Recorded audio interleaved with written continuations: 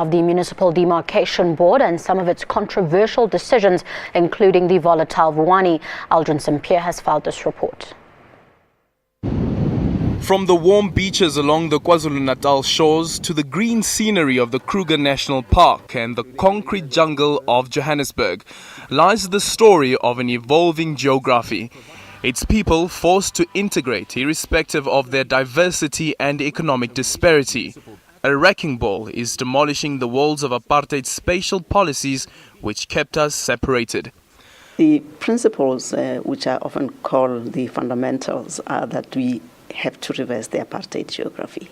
By that, we need to bring about spatial transformation and spatial justice for all. We need to ensure that we bring about the integration, the socio-economic integration of communities and settlements, while gradually realizing a developmental and sustainable local government. The process includes establishing or reconfiguring municipalities and wards. Since 1996, the number of municipalities or local authorities have been decreased to 205. The determination includes the financial state of municipalities and the number of registered voters. After 5 years, the number of registered voters today are no longer as they were in 2011. Now, as this number of registered voters would change, if the number changes upwards, which is what should be the case, if the numbers change upwards, it means that there would be an increasing number of wards. I want to give an example, for example, with the city of Johannesburg. The number of wards in the city of Johannesburg increased from 130 to 135 now. It's an ongoing 5-year cycle which has to be concluded before every local government election. It has to be done, even amid fierce opposition that turns violent, while the news cameras roll. Residents of Malamulele in Limpopo are bracing themselves for yet another week of protests. A total shutdown is expected to start again in the area as residents refuse to accept the decision by the Municipal Demarcation Board.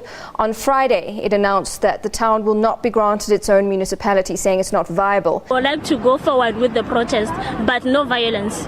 We qualify 100% to become a municipality. That's why I'm saying we must continue to fight. We are ready for it because we really want municipality to Malamulele because the services are very poor. In New Orleans, residents too complain of poor services. RDP homes, but they neither have water nor proper sanitation. As night falls, Malamulele residents are bracing for yet another round of protests.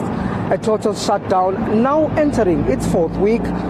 Again, schools and businesses will be severely affected. The battle not over just yet. Mangoba Mchunu, SABC News, Malamulele in Limpopo. Police deployments have been stepped up amid a looming shutdown. They are preparing for the worst. Residents are opposed to a decision to incorporate the area into a new municipality. The State Security Minister had strong words for those behind the destabilization of Vuwani and surrounding areas. He says whether the shutdown continues or not, police will start removing barricades from the road. Janji Chauke, SABC News, Kabungeni, Limpopo. 10 years ago, the Demarcation Board took a decision to incorporate Kutsong into the Northwest. It was violently opposed and the councillor, Des van Rooyen, had to flee. Van Rooyen, who's now the Minister of Cooperative Governance, says a thorough research is conducted before mergers are concluded. There are 7 areas that we are looking at to make sure that transitional aspects are entertained. The first, of course, is issues of finances of the municipality that are brought together, HR-related issues, but also issues of a governance system. Van Rooyen is currently part of an interministerial committee trying to find a lasting solution to the Vuwani crisis. However, it seems that process won't yield the results wanted by this community, at least for now. After the August 3rd elections, Vuwani and Malamulele will form a new municipality. All the municipalities that have been determined now and published and as the map would show now for any particular area. These municipalities are effective from on the date of the elections on the 3rd. And indeed, the municipal boundary matter is not a closed matter such that which would present a situation as if you can't have it considered at some point. Indeed, after the elections, the period would reopen for the board to consider municipal boundary determinations. That time comes indeed after the elections.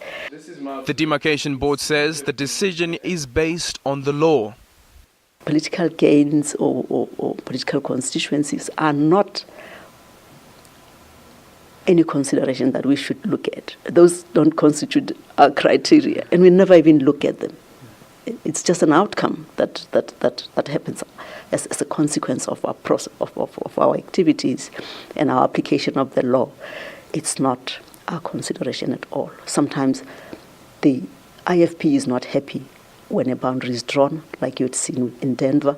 Sometimes the ANC is not happy when a boundary runs in a particular manner, like we had seen a group from Mamelodi coming too much on the board. So it's all parties that will be happy one day and not happy the other day. But we're simply doing our work as provided for in the law. The Demarcation Board has been accused of dancing to the tune of the ANC. It's an accusation that has played out in court challenges brought by opposition parties as well as ordinary community members. However, there has not been a finding to that effect. The board, though, concedes that the time has come to review the demarcation policies. Over the past years, we would recognize that our democracy has matured, a number of issues have happened, and communities are having different views, and stakeholders as well have got different views about demarcation issues, having learned from our challenges and lessons. Indeed, 17 years since the board was established, I think it is time that we take a step backwards and reflect and look at the lessons and challenges and see how best we can map the future.